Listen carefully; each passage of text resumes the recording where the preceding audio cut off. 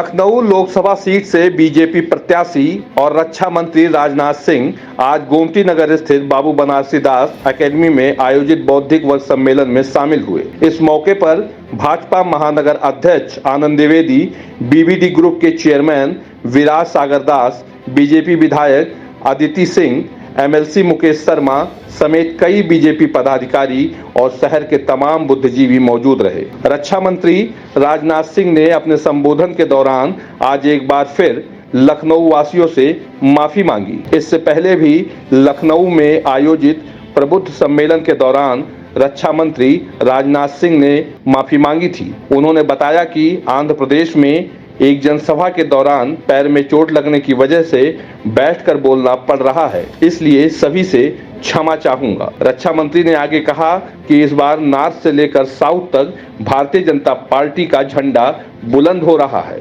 इसके अलावा क्या कुछ कहा, आप भी सुनिए। मैं सबसे पहले आप सबसे क्षमा चाहूंगा कि बैठकर बोलना हमारी यह मजबूरी हो गई है, क्योंकि आज के कुछ दिनों पहले आंध्र प्रदेश की सार्वजनिक सभाओं को संबोधित करते हुए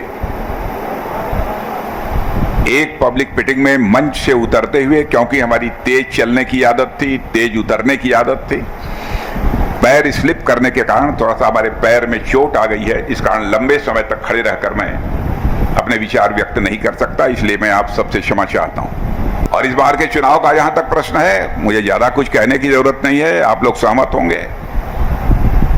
पहले साउथ इंडिया में हमको न के बराबर सीट से प्राप्त होती थी, पर्टिकुलरली तमिलनाडु और केरल में। लेकिन मैं कह सकता हूं कि मैं ही नहीं बल्कि सर्वे एजेंसीज का भी यह दावा है कि इस बार भारतीय जनता पार्टी तमिलनाडु और केरल में भी अपना झंडा फहराने जा रही है।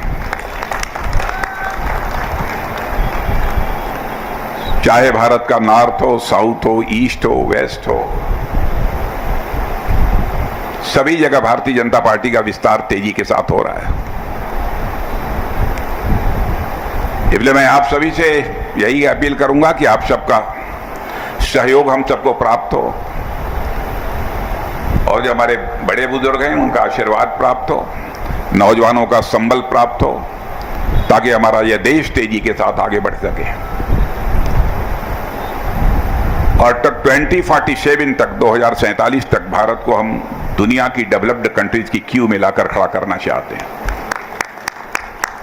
और आज हम भारत को 2027 तक दुनिया की टॉप 3 इकोनॉमीज में लाना चाहते हैं। तो हमारी इच्छा है कि 2047 क्रॉस करते करते भारत की इकोनॉमी दुनिया की सबसे बड़ी इकोनॉमी हो, इसकी साइज है। यह हम लोगों की कोशिश है और यही लक्ष्य सामने रखकर हम लोग आगे बढ़ रहे हैं। मैं आप लोगों से क्षमा चाहूंगा कि मुझे बैठकर बोलना पड़ रहा है और मैं जानता हूं बैठकर बोलने में वो चीज आ नहीं पाती है,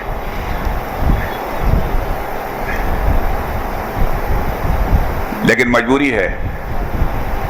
फिर कभी यदि कोई कार्यक्रम होगा तो मैं निश्चित रूप से इंटेलेक्चुअल्स के बीच में आऊंगा और बहुत सारे